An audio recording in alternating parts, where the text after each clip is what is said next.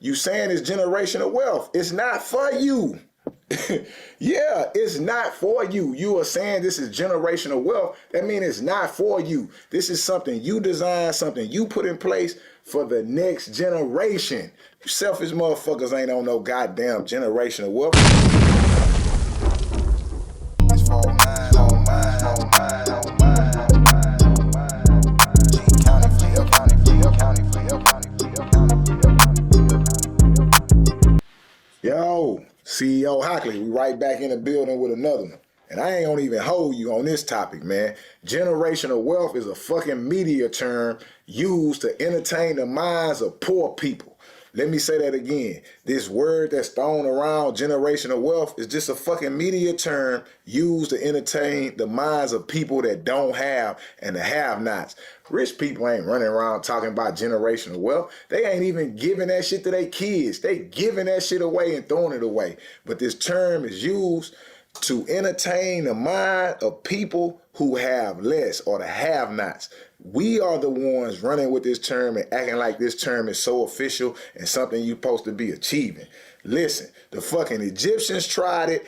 Every civilization prior to ours have tried to keep their wealth and control their wealth and pass their wealth down. The Egyptians even got buried with their wealth. That shit just got stolen, took, and everything else. So we getting right into it. And on this show, man, we gonna discuss this term and remove all the fallacies associated with these terms. People working at Popeyes talking about real estate and generations. Man, get the fuck out of here, man. You know what I'm saying? Let's really get into this discussion today.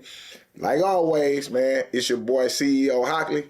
This is CEO Talk. This is where we speak truth, where we talk about fact, not fiction, and we get right into it. Hit the like, hit the subscribe, hit that share, leave a comment down in the comment section. If you don't like that I'm saying generational wealth is just a fucking media term, popularized to entertain the minds of poor people. If you don't like that, let me know in the comments. We're going to get right into it, man.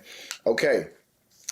The term itself, generational wealth, is like saying, hey, I have accomplished something or I have achieved something in my lifetime that can be given to my family and it won't go away. You know what I'm saying? What do you mean? You don't want to, generational wealth is not a car. I'm not giving them a car which is deteriorating while I'm owning it. It's going to deteriorate when they own it and it goes away. But just as a fact, most wealth, most riches, most money disappears in 2 or 3 generations. Listen, most wealth, most riches, most money disappears in 2 or 3 generations after being attained. That's just the fact of the matter. Why is that? Because the way the system is designed, and when I say the system of government, of finances, of money, it's designed to give it to you and it's designed to take it away. Again, it's designed to give it to you and it's designed to take it away. It's designed to circulate and go around. Excuse me. So, where it's like, oh, CEO, you saying that, but what about the Rockefellers? What about the Rothschilds and all these people y'all entertain with? Those people are real. Those people have set up generational wealth. But more than that, they have set up generational control, generational governments, generational doctrines that keep their money in place. Not just the money or the business itself. These are basically governments. These families are governments. They have that much control over producing, building, and making things.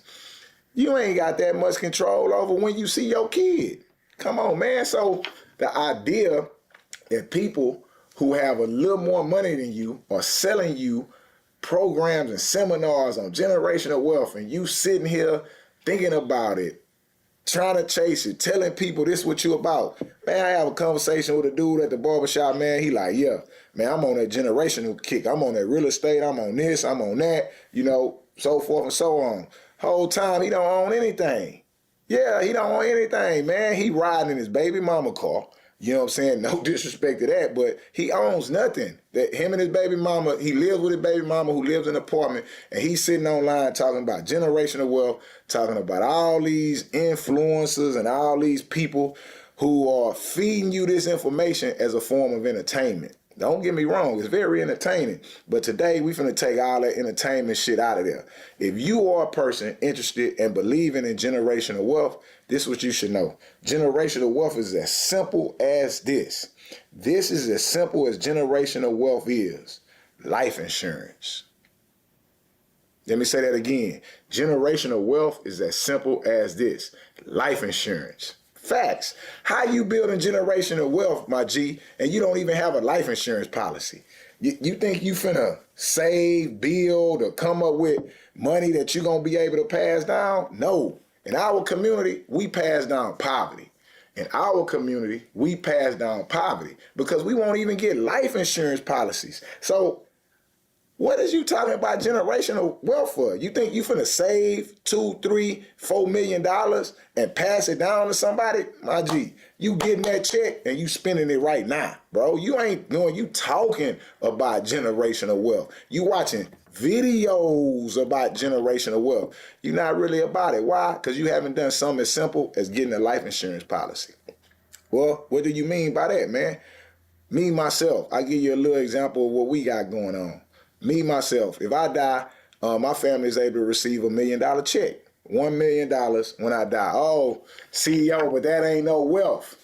No, that ain't no wealth. I don't know what you're talking about. What I'm saying is, it's not poverty. I'm not passing down poverty. Hey, I might not be able to save $1 million. But for a simple cost of $160 a month, if I die by the age of 72, they able to receive $1 million check. And that is passing down wealth. That is passing down resources. That is passing down tools that they can use to build with. That is what wealth is. That is what we talking about. Listen, you don't have to have 1, 2, 3, 4, 5, 6, 7 streams of income to build this generational wealth. It's called life insurance. Point blank, period. In this country of America, you being rich is saying that you have $5 million or more. That's what being rich is. You being wealthy is having $15 million or more. Because at the place in which you acquire $15 million, you have the assets and the resources the same way a billionaire has. You have enough assets and resources to obtain and acquire anything that a billionaire has through leverage. So it's those simple things. $5 million mean you are rich. $15 million mean you are extremely wealthy. Okay. Most average person, American, or people on this planet is not going to attain that. So what is you talking about? The best way to get an M or to make an M is to invest in life insurance so it could be passed down to the next generation. Point blank, period. But CEO, I'm not going to spend the money.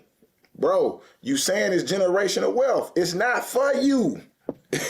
Yeah, it's not for you. You are saying this is generational wealth. That means it's not for you. This is something you design, something you put in place for the next generation. You selfish motherfuckers ain't on no goddamn generational wealth. Quit getting food and trick with them seminars and them real estate deals and all that fake shit. Y'all not about none of that. Y'all not doing none of that. It's all a form of entertainment. It's stuff that you're not doing, bro. If you ain't got life insurance, you ain't on no generational wealth. Point blank, period. Why is that? When people in the black community die, we crying, we hollering, we screaming. It's a distress situation when people in our community die at our funerals. Why? Because it's a poverty-stricken cycle. It's a vicious poverty. Somebody die, we raising money for them. Let's say we not raising money. We collecting money, or we already have the money to bury them. But it's so sad. It's so somber. It's just a grief-stricken process because it's a vicious cycle of poverty in the death or in the funeral in the black community. In other communities, they got life insurance, bro. That's why when you go to them white people funerals and it's quiet and it's a few people ain't coming because it's an exchange of power. Just pay attention. Look at our funerals culturally and look at their funerals culturally. This is an exchange of power. That's what a funeral is supposed to be. An exchange of power, not an exchange of poverty. Do you understand what I'm saying? Man, white people died. White boy ain't done nothing. He ain't had nothing going on. But guess what? The father had things in order. He has a $5 million policy. He is finna receive $5 million. Man, guess what? Ain't that many people showing up to the funeral. Want to know why? They not excited about him receiving that power. That's how the white funerals work. Us, everybody's showing up, everybody's crying, everybody's feeling sad because we suffering with hurt. We dealing with grief. We dealing with generational poverty. And we can fix that simply by getting life insurance, man. That's it. It's as simple as that. If you own a generational wealth kit and if you about generational wealth, go get your life insurance policy. Bro, if you ain't got no life insurance policy, if your kids ain't got no life insurance policy, shut the fuck up. Please stop it. Next person asks y'all about generational wealth, ask them about life insurance and see what they tell you. If they can't tell you nothing about life insurance, tell them shut the fuck up. Please do that for me, man. And with that being said, I'm going to end the video. I done held y'all for too long. Once again, this is your boy, CEO Hockley. Hit that like, hit that share, hit that subscribe button. But if you made it this far in the video and you like my content and you like this discussion and you want to get more of it, I need you to text the word salute to the number on the screen. Text the word salute to the number on the screen. Again, by texting me this, it's no charge, it's no fee. This is my text message servicing to where I'm making sure I can reach my people that want to hear my words, my videos, and my content. I don't want to be lost in the YouTube algorithm and competing with the YouTube influencers. I want to send my content directly to the people that want to share it, that want to listen to it, that enjoy this content. So once again, if you made it to this point in the video and you like this content and you like what I'm doing, text the word salute to the number on the screen. And with that being said, I'm CEO Hockley. This CEO Talk. You could catch me on another one. Count up. It's 4